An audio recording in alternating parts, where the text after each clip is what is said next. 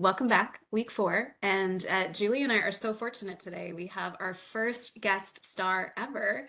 Maggie, we are so thrilled to have you. And Maggie is just like the deepest person that we know on the 1115 program.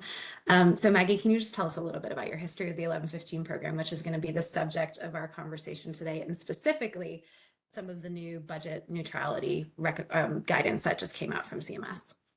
Yeah, so sure. I'm happy to be talking with you guys today. I have been working on 1115 demonstrations for more than a decade at this point. Started out helping CMS evaluate some of the 1115 demonstrations, and then have been working on helping monitor and evaluate kind of across the whole 1115 demonstration portfolio. So have been really focused in that space. So we're so psyched to talk to you. And I'll admit, budget neutrality is not a topic I know a ton about. So I'm going to play the role of like asking, asking all the questions, and I know you will have all the answers. There was some new guidance that came out on budget neutrality recently. Like, can you put this in context? Like, this is a sort of a big deal as I understand it. Like, what's the history here for those of us who have not been tracking this closely? Like, why do we care about this new guidance? Yeah. So 1115 demonstrations account for a lot of the program's spending, about half of Medicaid spending in one of MacPac's analyses. They found about half was authorized through 1115 demonstrations. I think in the press release from CMS, they said it was about a third of federal spending on the Medicaid program is routed through 1115 demonstrations. So it makes sense that CMS would be paying attention to the rules around how those dollars are flowing. Um, and those 1115 demonstrations, that number is so big because 1115 demonstrations can have a lot of different components in them.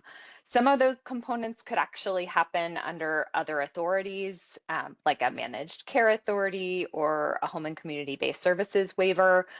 But some states have nearly all of their Medicaid expenditures happening through comprehensive 1115 demonstrations, and other states have 1115 demonstrations that are more specific and for a smaller population or smaller set of services. But it's a pretty wide-reaching authority, a large set of expenditures, and so CMS wanted to kind of take another look at how those expenditures flow.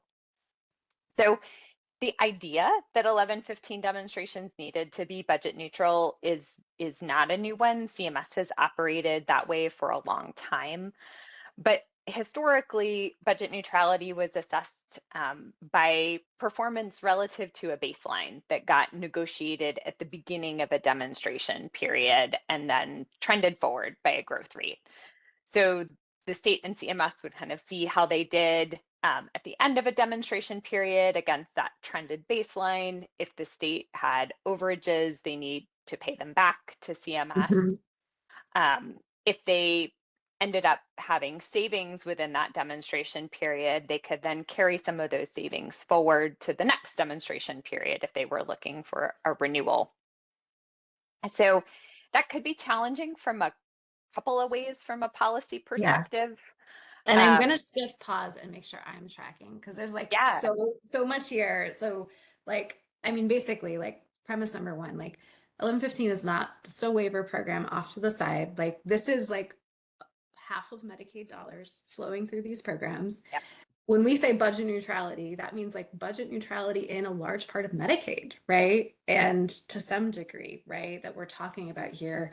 Like, so is that, so then this premise of like, well, how are we looking at that, right? Suddenly feels like extraordinarily relevant. Is that like fair in terms of understanding the magnitude of what is coming out here?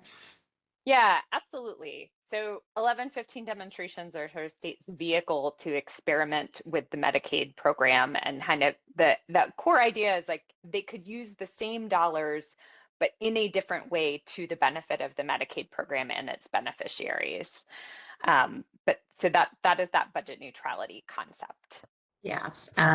Thank you so much for that. So I know you were just about to dig in and be like, maybe talk a little bit about some of the changes, right? Tell us a little bit more. So it's not like this is a new concept, right? But maybe it's a changed concept in terms of CMS coming back and saying we're taking a closer look or a much closer look potentially. Yeah. So there were things in the way that they handled budget neutrality before, where it was this trended baseline that was set at the beginning of a demonstration period, that could have some challenges from a policy perspective, in several different dimensions.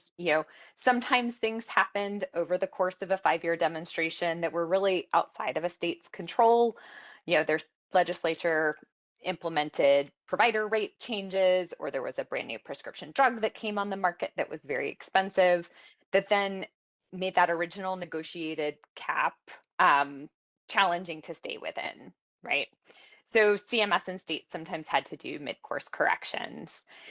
There are also challenges in a different direction if you're trying to be fiscally conservative, where sometimes like a windfall could happen.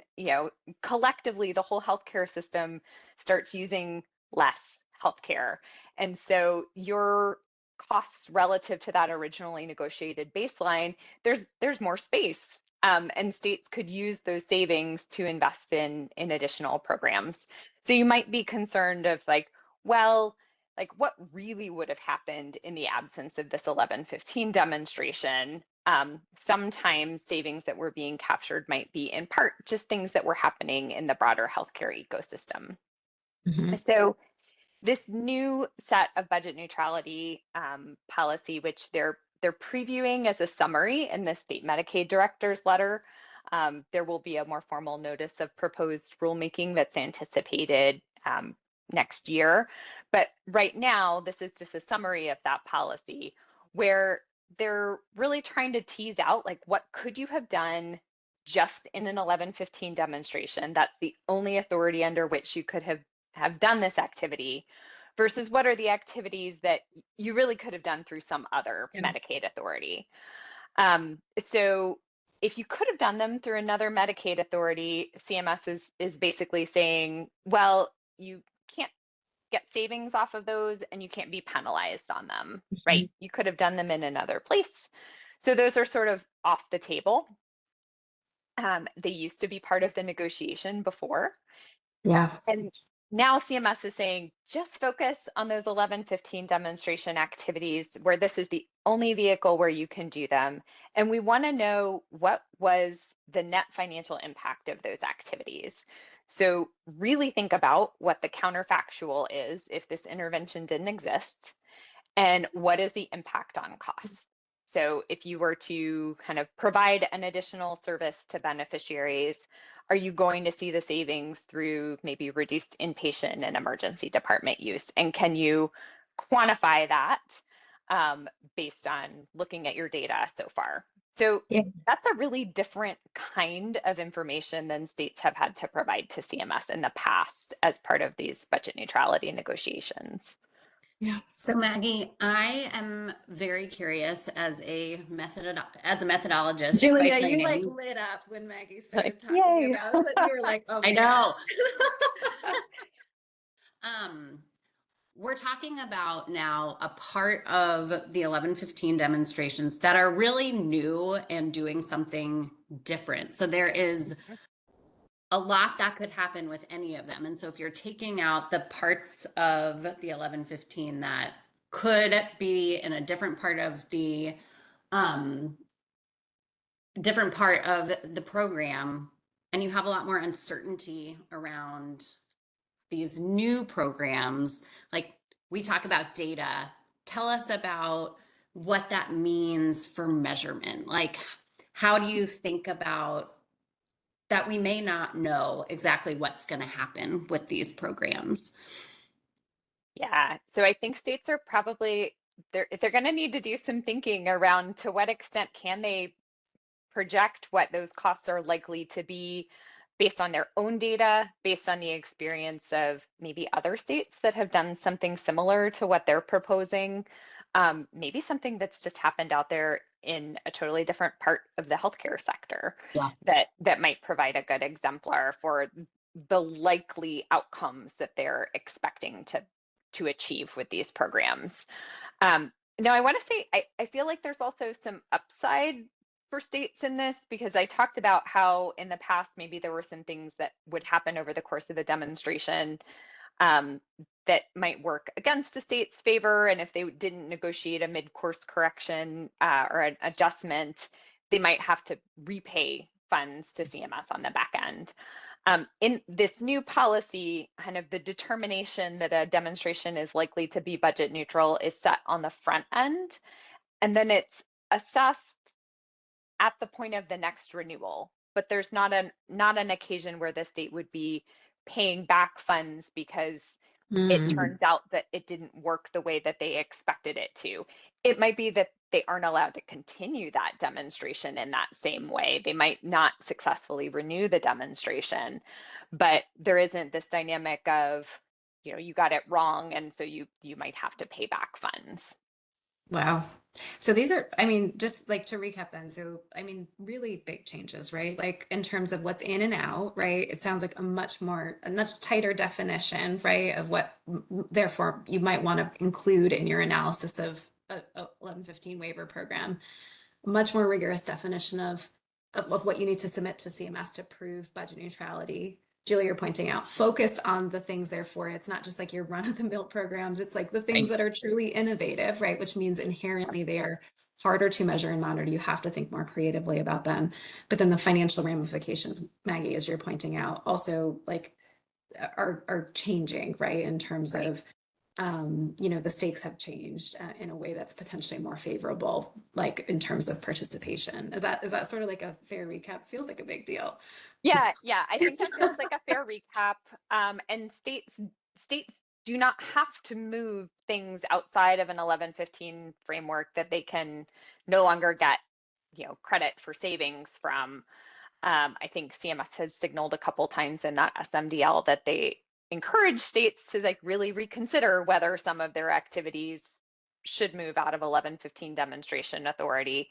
But the incentive is just not there in the same way to kind of have large comprehensive programs because the accounting on whether something is cost saving or cost neutral is going to be fairly specifically focused on the innovations. Yeah. Well, I think we asked you so many questions. Is there anything we didn't ask you before we wrap up? Oh gosh. I mean, there's a ton of detail in that SMDL and some really great examples in the appendix of kind of ways that CMS is thinking about different types of activities that have been captured in 1115 demonstrations so far. So I would just encourage folks to kind of take a look at this SMDL, take a look at the examples. There are so many different kinds of policy that have been in 1115 demonstrations over the years. Yeah, there's a lot of HCBS activity that sits inside 1115 demonstrations now, that there's kind of a little bit for everybody as far as the types of policies that might be impacted. Yeah, and Julia, knowing from a data perspective, based on what you heard, what would you be thinking about? I think this is the kind of thing that is going to require a lot of creativity and thinking around what data sources are available to estimate these kinds of changes. And so that to me is what is front of mind. What data do states have at their fingertips that they can use to estimate these potential cost savings? Well, thank you both. It's nice to see you, and we'll see you soon. Thank you, Thank Maggie. you. Bye.